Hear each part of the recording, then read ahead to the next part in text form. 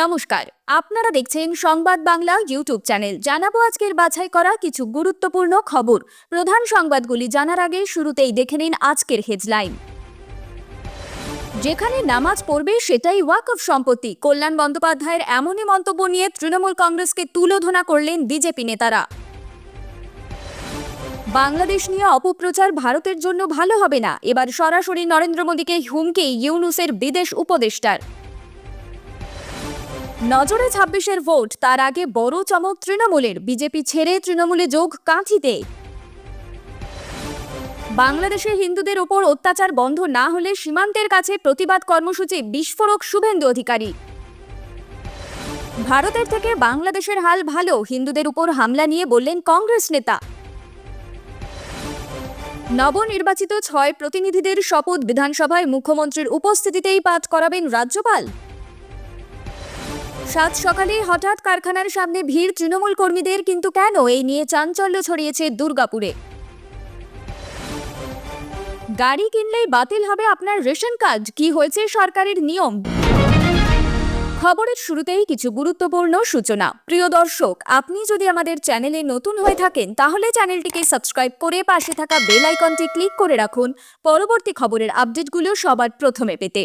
যেখানে নামাজ পড়া হবে সেটাই ওয়াকফ সম্পত্তি হয়ে যাবে, কল্যাণ বন্দ্যোপাধ্যায়ের এমনই মন্তব্য নিয়ে তৃণমূল কংগ্রেসকে তুলোধনা করলেন বিজেপি নেতারা।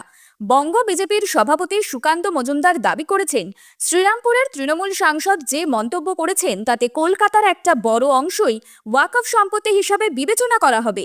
কল্যাণের ব্যাখ্যা অনুযায়ী বিমানবন্দর, পার্ক, রেললাইনের মতন জায়গাকেও ওয়াকফ সম্পত্তি হিসাবে বিবেচনা করা হতে পারে বলে দাবি করেছেন সুকান্ত। তার দাবি, পাকিস্তান এবং বাংলাদেশের মতো বাংলায় হিন্দুদের সম্পূর্ণ নির্মূল নিশ্চিত করার বিষয়টি নিশ্চিত করে ছাড়বেন মমতা বন্দ্যোপাধ্যায় এবং তৃণমূল কংগ্রেস। আর কল্যাণের যে মন্তব্য নিয়ে সুকান্ত আক্রমণ শানিয়েছেন তা শনিবার ধর্মতলার সভা থেকে বলছেন তৃণমূল সাংসদ, যিনি ওয়াকফ বিলের জন্য তৈরি যৌথ সংসদীয় কমিটির অন্যতম সদস্য। সেই মঞ্চ থেকে কল্যাণকে বলতে শোনা যায়, ১৯৬৩ সালে ভারতবর্ষের সংবিধানে ভারতবর্ষের সুপ্রিম কোর্টের ৫ বিচারপতির সাংবিধানিক বেঞ্চে দুটি জিনিস নির্ধারিত হয়েছিল। শ্রীরামপুরের তৃণমূল সাংসদ আরও বলেন, প্রথমত, আপনি যেখানে নামাজ পড়বেন বা যারাই নামাজ পড়বেন কোনো এক জায়গায়, সেটাই ওয়াকফ সম্পত্তি হিসাবে বিবেচিত হবে। যে কোনো একটা জায়গায় যদি ২০ জন বা ২৫ জন বা ১৫ জন বা ৫ জন নিয়মিত নামাজ পড়েন, সেটাকে ওয়াকফ সম্পত্তি হিসাবে বিবেচনা করা হবে। আর নামাজ যে মসজিদে পড়তে হয় সেটার কোনো বাধ্যবাধকতা নেই। তার সেই মন্তব্যের ভিডিও পোস্ট করে বঙ্গ বিজেপির সভাপতি বলেন, এই মন্তব্য করেছেন তৃণমূল কংগ্রেস সাংসদ কল্যাণ বন্দ্যোপাধ্যায়, যিনি আবার ওয়াকফ নিয়ে গঠিত স্ট্যান্ডিং কমিটির সদস্য। তার মতে, মুসলিমরা যেখানে নামাজ পড়বেন তা স্বাভাবিকভাবেই ওয়াকফ সম্পত্তিতে পরিণত হবে। বিষয়টি আরও ব্যাখ্যা করে বঙ্গ বিজেপির সভাপতি বলেন, এটার অর্থাৎ কল্যাণের মন্তব্যের অর্থ হলো, যে কোনো অজুহাতে রাস্তা, রেললাইন, বিমানবন্দর, পার্ক সহ অন্যান্য জায়গায় নামাজ পড়া হলে সেটাকে ওয়াকফ জমি হিসাবে দাবি করা যেতে পারে। এই ব্যাখ্যা অনুযায়ী কলকাতার একটা বড় অংশ মুসলিম সম্প্রদায়ের হাতে চলে যাবে। বাংলাদেশে হিন্দুদের উপরে চলা নির্যাতনের বিরুদ্ধে কড়া বার্তা দেওয়ায় দিল্লিকে হুমকি দিলেন মোল্লা মোহাম্মদ ইউনূসের বিদেশ উপদেষ্টা তথা নব্য রাজাকার তৌহিদ হোসেন। রবিবার অর্থাৎ ১লা ডিসেম্বর ভারত ও মুক্তিযুদ্ধ বিরোধী সংগঠন সেন্টার ফর পলিসি ডায়ালগের ৩০ বছর পূর্তি উপলক্ষে আয়োজিত এক সভায় হিন্দু নির্যাতন নিয়ে দিল্লির সরব হওয়াকে অপপ্রচার হিসেবে অভিহিত করে তিনি বলেন, বাংলাদেশে গণ অভ্যুত্থানে সবচেয়ে অখুশি হয়েছে ভারতীয় গণমাধ্যম, তাই এখানে হিন্দু নির্যাতন নিয়ে অপপ্রচার চালাচ্ছে।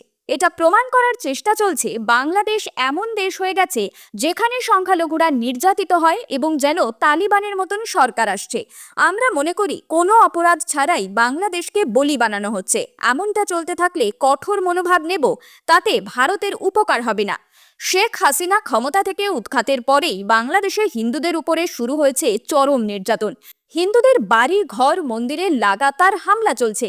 প্রাণ ভয়ে ভিটে মাটি ছেড়ে দেশ থেকে পালিয়ে গিয়েছেন কয়েক লক্ষ হিন্দু পরিবার। আর হিন্দু নির্যাতন নিয়ে সরব হওয়ায় গত সোমবারই অর্থাৎ ২৫শে নভেম্বর মিথ্যা মামলায় গ্রেফতার করা হয়েছে চট্টগ্রামের পুণ্ডরিক ধামের অধ্যক্ষ তথা সম্মিলিত সনাতনী জাগরণ মঞ্চের অধ্যক্ষ চিন্ময় কৃষ্ণ দাস ব্রহ্মচারী ওরফে চিন্ময় প্রভুকে। শুধু গ্রেফতার করেই ক্ষান্ত হয়নি মোল্লা মুহাম্মদ ইউনিসের নেতৃত্বাধীন রাজাকার সরকার। হিন্দু নির্যাতনের বিরুদ্ধে সরব হওয়ায় 17 জনের ব্যাংক অ্যাকাউন্ট বাজেয়াপ্ত করা হয়েছে। সেই সঙ্গে ইসকন সদস্যদের দেশ ত্যাগেও নিষেধাজ্ঞা জারি করেছে। বেনপল সীমান্ত দিয়ে ভারতে যাওয়া 63 জন ইসকন সদস্যকে 24 ঘন্টা আটকে রেখে হেনস্থা করা হয়েছে। যদিও বাংলাদেশে কোনো হিন্দু নির্যাতন হচ্ছে না বলে দাবি করেছেন ইউনুসের বিদেশ উপদেষ্টা তথা রাজাকার পরিবারের সন্তান তৌহিদ হোসেন। উল্টে ভারতীয় সংবাদ মাধ্যম অপপ্রচার চালাচ্ছে বলে অভিযোগ করে দিল্লি সরকারকে সতর্ক করে দিয়েছেন। হুমকির সুরে তিনি বলেন, বাংলাদেশের বিরুদ্ধে অপপ্রচার চলছে। এই অপপ্রচার ভারতের জন্য ভালো কিছু বয়ে আনবে না। পূর্ব মেদিনীপুর জেলার তৃণমূল কংগ্রেসের কাঁথি সাংগঠনিক জেলার চেয়ারম্যান তরুণ কুমার মাইতির হাত ধরে তৃণমূল কংগ্রেসের দলীয় পতাকা হাতে নিয়ে বিজেপি থেকে তৃণমূল কংগ্রেসে যোগদান করলেন এগরা 1 নম্বর ব্লকের পাঁচলোল অঞ্চলের বিরোধী দলনেতা রাজারাম মণ্ডল তথা ধূসরতা। বুথের মেম্বার এবং বিজেপির বুথ সভাপতি পঞ্চানন বেরা, উত্তম প্রামাণিক, পূর্ণ ঘরাই, অমিত শাসমল, সুরজিৎ বেরা, রাজু প্রামাণিক, আকাশ বেরা, অরুণ বেরা সহ শতাধিক বিজেপি কর্মী যোগদান কর্মসূচিতে উপস্থিত ছিলেন এগরা 1 নম্বর ব্লক তৃণমূল কংগ্রেসের যুব সভাপতি তথা পূর্ব মেদিনীপুর জেলা পরিষদের সদস্য শান্তনু নায়েক, এগরা 1 নম্বর ব্লক তৃণমূল কংগ্রেসের সহ সভাপতি সত্য চক্রবর্তী সহ অনেকেই। মৌলবাদের নাগপাশে বাংলাদেশ, নানান ঘটনায় দুদেশের সীমান্ত এলাকায় বাড়ছে উত্তাপ। জেলবন্দি সন্ন্যাসী চিন্ময় কৃষ্ণ দাসের দ্রুত মুক্তি ও হিন্দুদের ওপর অত্যাচার বন্ধের দাবি জানিয়ে সোমবার পেট্রাপোল সীমান্তের কাছে প্রতিবাদ কর্মসূচি নিয়েছেন বিরোধী দলনেতা। হিলি সীমান্ত পরিদর্শন করে অনুপ্রবেশ ইস্যুতে ফের সুর চড়ালেন সুকান্ত মজুমদার। বনগাঁ দক্ষিণের বিজেপি বিধায়ক স্বপন মজুমদার বলেন, আমাদের ধর্ম, আমাদের জাতির ওপর যদি কেউ আঘাত করে সেটা আমরা বসে দেখতে পারি না। তার প্রতিবাদ জানানোর জন্য শুভেন্দু অধিকারীজি আসবেন। দক্ষিণ দিনাজপুরের হিলিতে গিয়ে বিএসএফ এর কর্তাদের সঙ্গে কথা বলেন কেন্দ্রীয় মন্ত্রী ও রাজ্য বিজেপি সভাপতি সুকান্ত মজুমদার। রাজ্য বিজেপির সভাপতি সুকান্ত মজুমদার বলেন, যারা ইন্ডিয়া বিরোধী শক্তি, এমন কেউ যাতে বর্ডার পেরোতে না পারে। পেট্রাপোল সীমান্তে সন্ন্যাসীদের জমায়েতের ডাক দিয়েছে সনাতনী সমাজের সংগঠন অখিল ভারতীয় সন্ত সমিতি। অখিল ভারতীয় সন্ত সমিতির সভাপতি স্বামী পরমাত্মানন্দ বলেন, কাল আসতে বলা হয়েছে সন্ন্যাসীদের। বাংলাদেশে হিন্দুদের ওপর অত্যাচার বন্ধ না হলে দুদিকেই পণ্যবাহী গাড়ি যেতে দেওয়া হবে না। বাংলাদেশে হিন্দুদের ওপর ক্রমবর্ধমান অত্যাচারের ঘটনায় কেন্দ্রীয় সরকার হস্তক্ষেপ দাবি করছেন অযোধ্যা রাম মন্দিরের মুখ্য পূজারী সত্যেন্দ্র দাসও। সীমান্তে উত্তেজনার পাশাপাশি চিন্তা বাড়ছে অনুপ্রবেশের। অসমের মুখ্যমন্ত্রী হিমন্ত বিশ্ব শর্মা এদিন এক্স হ্যান্ডেলে পোস্ট করে জানান, অসম বাংলাদেশ সীমান্তে 5 অনুপ্রবেশকারীকে আটক করেছে পুলিশ। বাংলাদেশে একের পর এক ইসকন সন্ন্যাসীকে গ্রেফতার। ভারতে আসতে ইসকনের ভক্তদের বাধা। হিন্দুদের ওপর আক্রমণের প্রভাবে এবার উত্তপ্ত হতে শুরু করলো ভারত বাংলাদেশ সীমান্ত।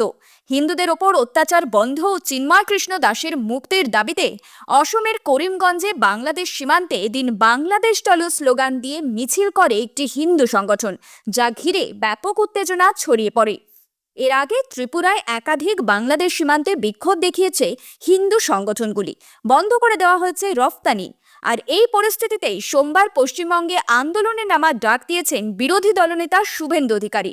সেখানে উপস্থিত থাকবেন বিরোধী দলনেতা সহ উত্তর 24 পরগনা জেলার অন্যান্য বিজেপি বিধায়করা। বাংলাদেশে হিন্দুদের উপরে অত্যাচার করা হলেও ভারতের পরিস্থিতি আরও খারাপ, এমনই মন্তব্য করলেন কংগ্রেস নেতা রশিদ আলভি। সংবাদ সংস্থা ANI এর প্রতিবেদন অনুযায়ী রশিদ বলেছেন যে এটা ঠিক যে বাংলাদেশে হিন্দু ভাইদের বিরুদ্ধে বৈষম্যমূলক আচরণ করা হচ্ছে, মন্দিরে হামলা চলছে। ভারতেও এরকম একটা পরিস্থিতি আছে। গুজরাটে মসজিদ ধ্বংস করে দেওয়া হচ্ছে, কবরস্থান উধাও হয়ে যাচ্ছে। আর তিনি সেই মন্তব্য করেছেন জম্মু ও কাশ্মীরের প্রাক্তন মুখ্যমন্ত্রী তথা PDP সুপ্রিমো মেহবুবা মুফতির কথার প্রেক্ষিতে। তিনি বলেন, আজ আমি ভয় পাচ্ছি যে 1947 সালে যেরকম পরিস্থিতি ছিল সেদিকে আমাদের নিয়ে যাওয়া হচ্ছে। যুব সম্প্রদায় যখন কর্মসংস্থানের কথা বলে তখন তারা সেটা পায় না। আমাদের ভালো হাসপাতাল নেই, আমাদের শিক্ষা ব্যবস্থা ভালো নয়। ওরা রাস্তার হাল ফেরাচ্ছে না, বরং মন্দিরের সন্ধানে মসজিদকে গুঁড়িয়ে দিচ্ছে। সম্বলে যা ঘটেছে তা অত্যন্ত দুর্ভাগ্যজনক। কয়েকজন দোকানে কাজ করছিলেন আর তাদের ওপর গুলি চালানো হয়েছে। বাংলাদেশে হিন্দুদের উপরে অত্যাচার চলছে বলে যে অভিযোগ উঠেছে সেটার প্রসঙ্গ উত্থাপন করে জম্মু ও কাশ্মীরের প্রাক্তন মুখ্যমন্ত্রী বলেন, বাংলাদেশে হিন্দুদের উপরে অত্যাচার করা হচ্ছে। যদি ভারতেও সংখ্যালঘুদের উপর অত্যাচার চালানো হয় তাহলে বাংলাদেশের সঙ্গে কি পার্থক্য আছে? আমি ভারত এবং বাংলাদেশের মধ্যে কোনো পার্থক্য দেখতে পাচ্ছি না। আর সেই মন্তব্যের প্রেক্ষিতেই কংগ্রেস নেতা রশিদ বলেন, উত্তরাখণ্ড থেকে মসজিদ নিয়ে খবর সামনে আসছে। আমরা সম্বলের ঘটনা দেখেছি যেখানে মানুষকে হত্যা করা হচ্ছে। আজমের দরগা শরীফ নিয়েও প্রশ্ন তোলা হচ্ছে। সেই সঙ্গে তিনি বলেন, বাংলাদেশের থেকে এরকম পরিস্থিতি ভারতে, তারই মধ্যে মেহবুবাকে আক্রমণ শানিয়েছে বিজেপি। জম্মু ও কাশ্মীরের প্রাক্তন বিজেপি সভাপতি রবীন্দর রায়না বলেন, মেহবুবা যে দেশ বিরোধী মন্তব্য করেছেন সেটাকে অত্যন্ত গুরুত্ব সহকারে বিবেচনা করা উচিত জম্মু ও কাশ্মীর সরকারের। তার বিরুদ্ধে পদক্ষেপ করা উচিত। বিরোধী দলনেতা সুনীল শর্মার দাবি, বিধানসভা নির্বাচনে ভরাডুবির পর নিজেদের দলের কর্মী সমর্থকদের চাঙ্গা করতে এমন মন্তব্য করছেন মেহবুবা। সদ্য রাজ্যে বিধানসভার 6টি আসনে উপনির্বাচন হয়েছে। সব আসনেই জয়লাভ করেছে তৃণমূল কংগ্রেস। আজ সোমবার সিতাই, মাদারিহাট, তালড্যাংরা, মেদিনীপুর, হারোয়া ও নৈহাটির নবনির্বাচিত 6 বিধায়কের শপথ হতে চলেছে। এই মুহূর্তে রাজ্য বিধানসভার শীতকালীন অধিবেশন চলছে। রাজ্য বিধানসভার তরফে চিঠি পাঠানো হয়েছিল রাজভবনে। সেখানে উল্লেখ করা হয়েছিল দ্রুত শপথ করানো হোক এই 6 নয়া বিধায়কদের। সাম্প্রতিক অতীতে উপনির্বাচনে জিতে আসা বিধায়কদের শপথ ঘিরে বারবার বিরোধ বাধে রাজভবনের সঙ্গে বিধানসভার বক্তব্য ছিল, রাজ্যপাল হয় বিধানসভায় এসে শপথ বাক্য পাঠ করান, নয়তো রাজ্যপাল কাউকে মনোনীত করুন শপথ বাক্য পাঠ করাতে। সায়ন্তিকা বন্দ্যোপাধ্যায় ও রিয়াদ হোসেন সরকারের শপথ নিয়ে বিতর্ক চরমে ওঠে। তার আগে ধূপগুড়ির বিধায়ক রাজভবনে গিয়ে শপথ গ্রহণ করেন। পরবর্তী সময় সুপ্তি পাণ্ডে, কৃষ্ণ কল্যাণী ও মধুপর্ণা ঠাকুরের শপথ নিয়েও তুমুল চর্চা হয়। স্পিকারকে অধিবেশনের মধ্যে শপথ পাঠ করাতে দেখা যায়, যা নিয়েও রাজভবনে তীব্র প্রতিক্রিয়া ছিল। আদৌ রাজভবনের অনুমতি ছাড়া শপথ পাঠ করানো যায় কিনা সেই প্রশ্ন ওঠে, যদিও বিধানসভার আইন অনুযায়ী তার ব্যাখ্যা দিয়েছিল। এরপর চলতি সময় দেখা গেল রাজভবন অধিবেশন চলাকালীন বিধানসভায় এসে শপথ বাক্য পাঠ করাতে চান রাজ্যপাল। রাজভবনের এই সিদ্ধান্ত জুড়ে আপত্তি দেখছে না বিধানসভা। সোমবার বিধানসভায় আসতে পারেন মুখ্যমন্ত্রী। তার উপস্থিতিতেই রাজ্যপাল অধিবেশনের মধ্যে শপথ পাঠ করাতে পারেন। এমতো অবস্থায় সেখানে 2 সাংবিধানিক প্রধানের মধ্যে সাক্ষাৎ হওয়ার সম্ভাবনা রয়েছে। তাদের মধ্যে কথাবার্তা হয় কি না তা দেখার। অনেকেই মনে করছেন বর্তমানে একটু নরম মনোভাব নিয়ে চলছেন রাজ্যপাল। রাজ্যের সঙ্গে সংঘাত এড়ানোর চেষ্টায় রয়েছেন তিনি। রাজ্যপাল নিজেই বিধায়কদের শপথ অনুষ্ঠানে বিধানসভায় যেতে ইচ্ছা প্রকাশ করেছেন। তবে রাজ্যপাল ও মুখ্যমন্ত্রীকে একই অনুষ্ঠানে দেখা গেলেও রাজ্যের বিরোধী দল অংশ নেবে কিনা তা এখনো স্পষ্ট নয়। স্থানীয়দের বঞ্চিত করে রাতের অন্ধকারে বহিরাগতরা দিব্যি কাজে ঢুকছে, এমন অভিযোগ তুলে তৃণমূলের ঝান্ডা নিয়ে দুর্গাপুরের সগটভাঙা কলোনির একটি বেসরকারি কারখানার সামনে কাক ভরে বিক্ষোভ তৃণমূল কর্মীদের। বহিরাগতদের কাজে ঢুকতে বাধা দেন তারা। তৃণমূল কর্মীদের প্রশ্ন, তারা কারখানার দূষণ খাবেন, পার্টি করবেন, ভোট করাবেন, আর কাজ পাবে বহিরাগতরা। কারখানার গেট আটকে বিক্ষোভ দেখান তৃণমূল কর্মীরা। বিক্ষোভকারী তৃণমূল কর্মী কার্তিক পালের অভিযোগ, স্থানীয় বেকারদের কাজের দাবিতে আমরা একাধিকবার আন্দোলন করেছি, কিন্তু কোনো কাজ হয়নি। গুরুত্বও দিচ্ছেন না তৃণমূল শ্রমিক সংগঠনের জেলা নেতৃত্ব। তাই আমরা বাধ্য হয়ে আবারও বিক্ষোভে নেমেছি। বহিরাগতদের বের করে স্থানীয়দের দ্রুত কাজ দিতে হবে, না হলে বৃহত্তর আন্দোলন হবে। আপনার ক্ষেত্রেও নেওয়া হতে পারে কড়া ব্যবস্থা। রেশন কার্ডের নিয়ম না মানলে ব্যবস্থা নিতে পারে কর্তৃপক্ষ। সেই ক্ষেত্রে কি জরিমানা হতে পারে আপনার, না বাতিল হতে পারে রেশন কার্ড, জেনে নিন এখানে। কাদের জন্য এই কার্ড? আজও ভারতে এমন অনেক মানুষ আছেন যারা দুবেলা খাবারেরও ব্যবস্থা করতে পারেন না। এই দরিদ্র এবং অভাবী লোকদের জন্য ভারত সরকার জাতীয় খাদ্য নিরাপত্তা আইনের মাধ্যমে স্বল্প মূল্যে রেশন সরবরাহ করে। এর জন্য সরকার এই লোকদের রেশন কার্ড দেয়, যার ভিত্তিতে মানুষ কম দামে রেশন পায়। কিন্তু ভারত সরকার এর জন্য কিছু যোগ্যতার মানদণ্ড নির্ধারণ করেছে। যারা যোগ্যতার মানদণ্ড পূরণ করে শুধুমাত্র তারাই রেশন পায়। আপনি যদি একজন রেশন কার্ড হোল্ডার হয়ে নিয়ম না জানেন তাহলে সমস্যার সম্মুখীন হতে পারেন। ভারত সরকার রেশন কার্ডের জন্য কিছু যোগ্যতার মানদণ্ড নির্ধারণ করেছে। শুধুমাত্র যোগ্য ব্যক্তিদের রেশন কার্ড দেওয়া হয়। নিয়ম অনুযায়ী কারোর যদি 100 বর্গমিটারের বেশি জমি থাকে বা যার মধ্যে একটি প্লট, ফ্ল্যাট বা বাড়ি থাকে, তাহলে সেই মানুষদের জন্য রেশন কার্ড তৈরি হয় না। যদি কারো কাছে একটি 4 চাকার যান থাকে, যার মধ্যে গাড়ি এবং ট্রাক্টর থাকে, তিনিও রেশন কার্ড পাবেন না। আরও কারা পাবেন না কার্ড, সেই ব্যক্তিরাও রেশন কার্ডের জন্য আবেদন করতে পারবেন না। যাদের কাছে এসি, ফ্রিজ আছে, কারো বাড়িতে সরকারি চাকরি থাকলে তাদের রেশন কার্ডও তৈরি হয় না। তার মানে আপনি যদি রেশন কিনতে চান তাহলে আপনি রেশন কার্ডের জন্য যোগ্য বিবেচিত হবেন না। এমন পরিস্থিতিতে আপনার রেশন কার্ড বাতিল হয়ে যেতে পারে। খবর শেষ হলো।